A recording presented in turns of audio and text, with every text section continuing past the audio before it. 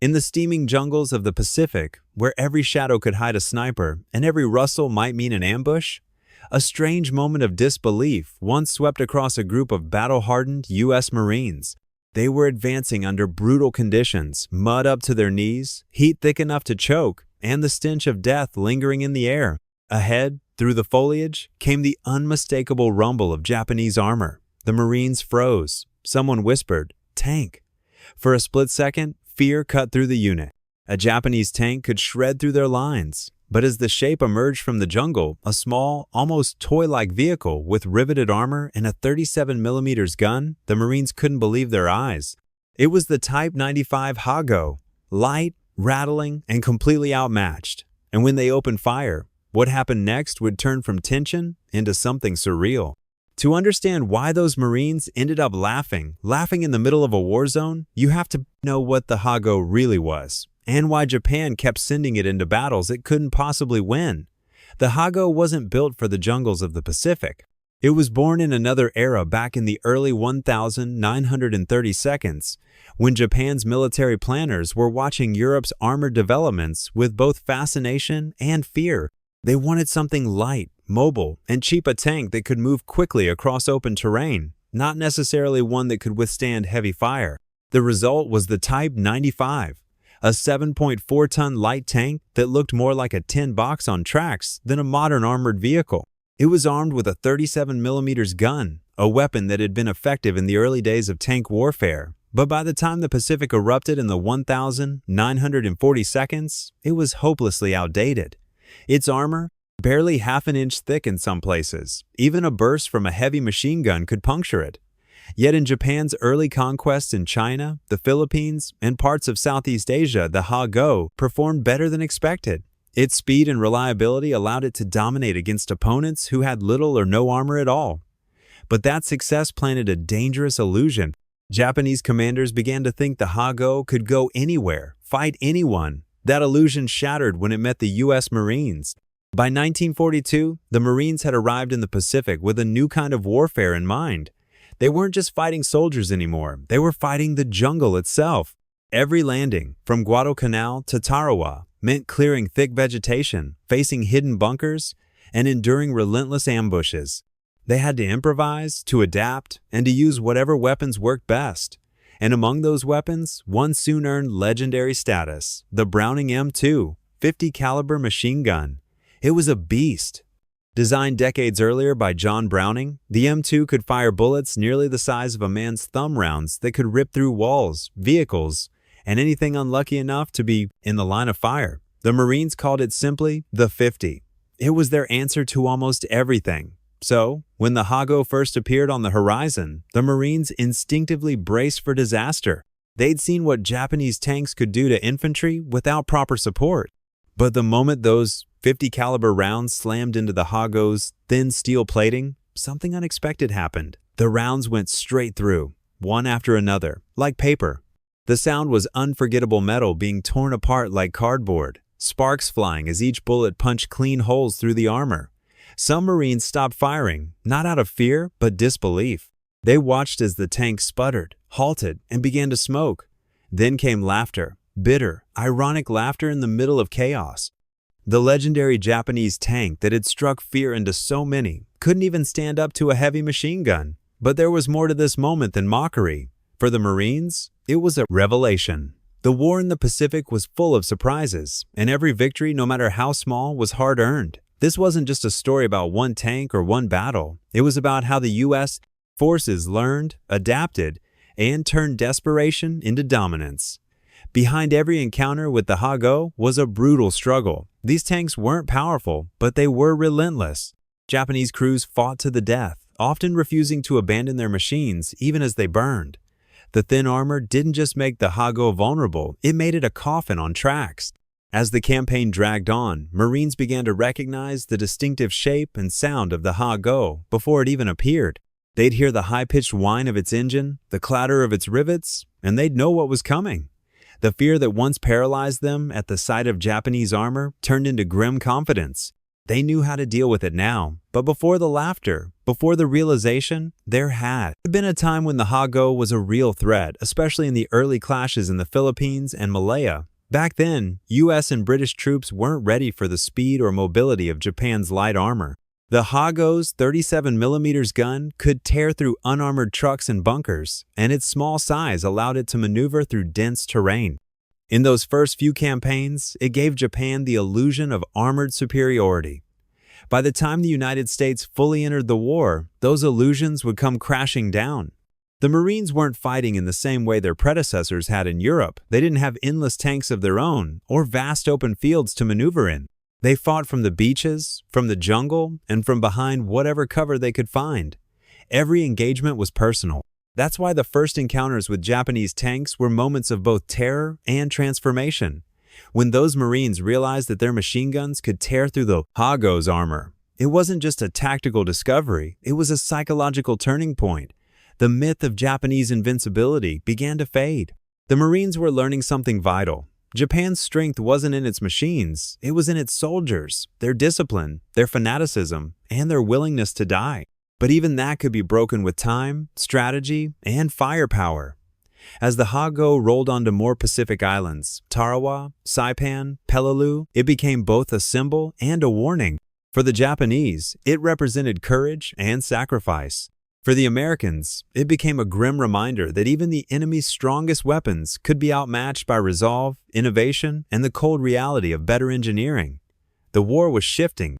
The laughter that echoed through the jungle that day wasn't cruel, it was human, a release of fear. A sign that maybe for the first time in the Pacific, the Marines realized they weren't the ones who had to be afraid anymore. And soon, as the battles intensified and the islands burned, that realization would change everything, turning the tide of the Pacific campaign one shattered tank at a time. The Marines would remember that sound forever, the sharp, metallic ping of 50 caliber rounds punching through the side of a Japanese Hago. It wasn't just gunfire, it was the sound of the Pacific War tilting ever so slightly in their favor. After that first encounter, word spread fast through the ranks. The Japanese light tanks weren't the steel beasts many had feared. They were fragile, thin-skinned, and, in the hands of the Marines, even comical. Men who had gone into the jungle expecting to be crushed by tanks now stood in open laughter as they watched the 50 calories chew through armor like it was wet tin. But those laughs didn't come easy. The Pacific was still a nightmare. The Hago may have been weak, but its crews were anything but. They were loyal, fearless, and willing to die behind the controls. And, in the claustrophobic jungles of Guadalcanal or the coral hell of Tarawa, even a weak tank could become a deadly trap. Imagine being pinned down by enemy fire, crouched behind a shattered palm tree, sweat burning your eyes. The ground shakes. You hear the treads before you see them, that mechanical growl of the Hago crawling closer through the smoke. A handful of Marines with rifles and grenades, no bazookas, no anti-tank guns, just their wits and courage. They open up with the Browning, Thief, 50, and the whole tank seems to shudder as rounds rip through its thin plating. The crew inside never stood a chance. In those moments, the Pacific War was as much about improvisation as firepower. The Marines learned quickly that they didn't always need tanks to fight tanks. The Browning became their equalizer. It wasn't designed to destroy armor, but when faced with a tank barely protected by a few millimeters of steel, it turned into a monster. What's remarkable is how the Hago's weaknesses exposed deeper flaws in Japan's wartime strategy. The Imperial Japanese Army had long prioritized mobility over protection. Their generals believed wars would be won with speed, spirit, and surprise, not with heavier armor. And in China, that had worked. The Hago could charge across open plains and outmaneuver enemy infantry. But against the Americans, it was hopelessly outdated. Japanese designers never intended it to face heavy machine guns, anti-tank weapons, or aircraft strafing runs. The Hago's riveted armor plates weren't even welded. A bullet could pop the rivets and send them ricocheting around the interior like shrapnel. The crew often suffered fatal wounds before the tank itself was disabled. By the time the U.S. Marines faced them in 1942 and 1943, the Type 95 was already a relic. And yet, Japan kept deploying it because they had no other choice. Their heavier tanks, like the Chiha, were in short supply, and their industry couldn't match America's production power. So the Hago rolled on, Island after island, battle after battle, doomed from the start. At Tarawa, Marines landed under murderous fire, pushing through barbed wire, craters, and snipers. When the Hagos came rattling out from behind bunkers, it almost seemed absurd, like watching relics from another war stumble into a new one. The Marines opened fire with every 50 calories they had. Some tanks exploded, others simply stopped moving, riddled with holes. One Marine later recalled, "They came at us in pairs. We thought we were done, but the first burst went clean through. It was the damnedest thing I'd ever seen. We were laughing even while we were shooting." That strange laughter carried through the campaign, not out of cruelty, but disbelief. The Hago symbolized Japan's overconfidence, a machine designed for a war they were no longer fighting. The contrast between the two sides couldn't have been sharper. The Marines, armed with the mighty M2 Browning, represented industrial power and innovation. The Japanese, with their aging light tanks, represented stubborn pride and dwindling resources. The 50 calories, mounted on jeeps, half-tracks, and landing craft, became a symbol of American adaptability, the idea that the simplest weapon, when used right, could dominate the battlefield. But the Hago's story wasn't all failure. In the early stages of the war, it had been a terror. During the invasion of Malaya and the fall of Singapore, Hago tanks rolled through British defenses with stunning speed. Their small size allowed them to weave through narrow jungle roads where British armor couldn't follow. It was one of the few times Japan used armor effectively. By contrast, in the Pacific Islands, the Hago's strengths became its weaknesses. On soft sand or rocky terrain, its light tracks bogged down easily.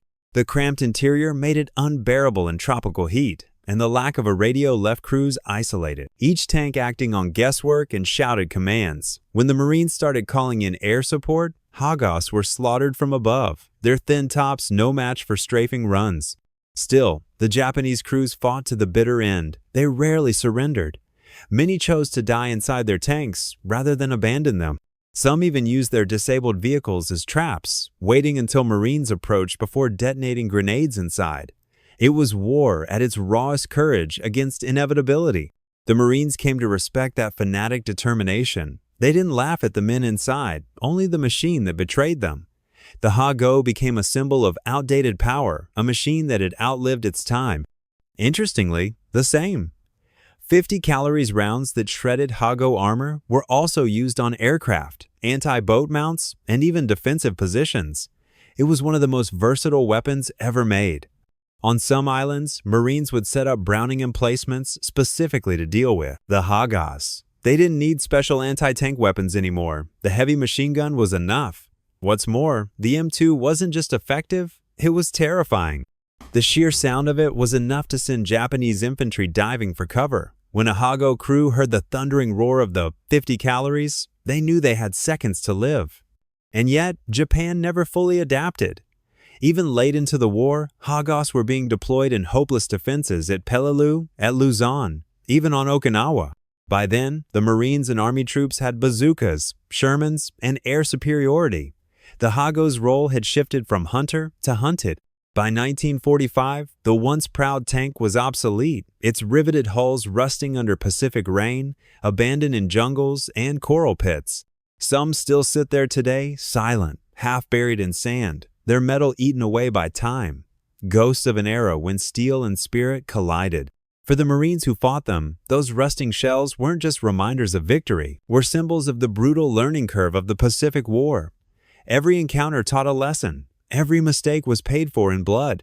And while the Hago's armor failed, its story revealed something deeper. That technology alone doesn't win wars. Adaptation does. Courage does. The willingness to learn, to turn fear into laughter, and to keep moving forward, that's what defined the Marines' fight. But as the war raged on, the laughter would fade. What began as a small revelation on a jungle trail would lead to some of the bloodiest confrontations in history as the Marines faced larger, deadlier forces, and the Japanese dug in for a final stand that would test every ounce of American resolve. By the time the Pacific Campaign reached its final chapters, the laughter had long faded into silence. The Marines who once stood grinning beside shredded Hago wrecks were now veterans exhausted, hardened, and carrying memories that would follow them for life. The war had grown darker. The Japanese, though cornered, refused to surrender. They fortified every island, every ridge, every tunnel. They turned the Pacific into a maze of death. The Ha-Go, once a proud instrument of conquest, now served as a desperate last stand. Some were buried up to their turrets, used as makeshift bunkers. Others were stripped of their guns and packed with explosives, waiting to die in suicide ambushes. At Okinawa, Marines advancing across muddy fields encountered these steel ghosts once again. Their engines sputtered, their armor rusted, their guns obsolete, but still, they came. And still, the 50 calories cut them down. What had once been a symbol of power was now a tragic monument to Japan's failing industry and the futility of outdated doctrine. American firepower had evolved beyond imagination. Shermans rolled ashore, Corsairs and Hellcats screamed overhead, and naval bombardments flattened entire ridgelines. Against such might, the Ha-Go never stood a chance. Yet, even as they burned, those light tanks told a haunting story.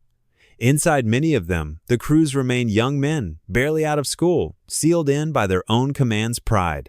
They fought to the end because surrender wasn't an option. Their courage was unquestionable, their cause doomed. When the Marines moved past the smoking wrecks, they often found haunting scenes. The small, cramped interiors were blackened by fire, the smell of fuel and charred steel filling the air. The riveted armor, now twisted and scarred, bore hundreds of clean holes, reminders of the 50 calories' terrifying precision. One Marine later said, "It looked like someone had taken a hole puncher to it." The irony wasn't lost on them. The same men who had once feared tanks now felt pity for those inside. What began as laughter had turned into reflection, the sobering realization that even an enemy's weakness came at a human cost.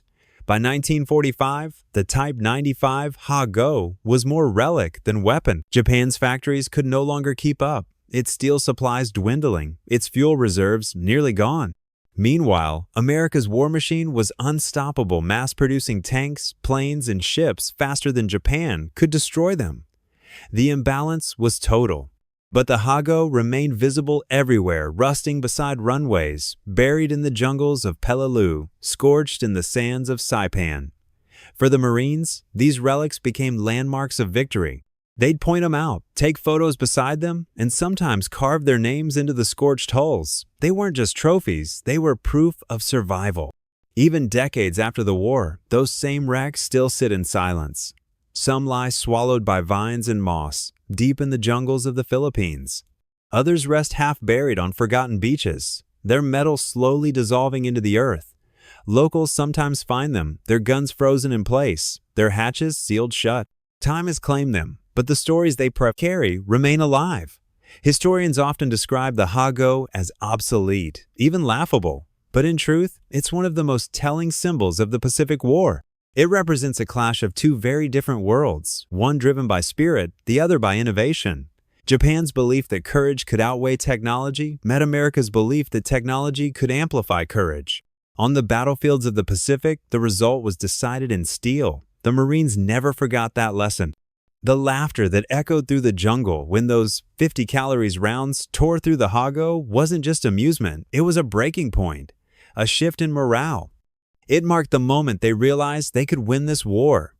In the months that followed, as the island-hopping campaign pressed closer to Japan, the Marines would face far greater horrors, kamikaze attacks, cave warfare, and the brutal sieges of Iwo Jima and Okinawa. But deep down, they carried the same confidence that had been born that day, the knowledge that even the strongest-looking enemy could break. And when victory finally came, when Japan surrendered and the Pacific fell silent, the memories of those early encounters still lingered.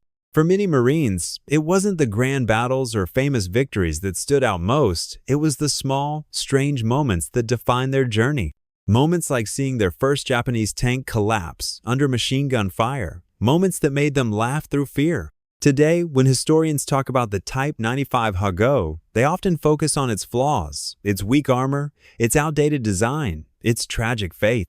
But to the men who fought against it, it wasn't just a tank. It was a symbol of how wars evolve, how fear gives way to understanding, and how understanding leads to victory.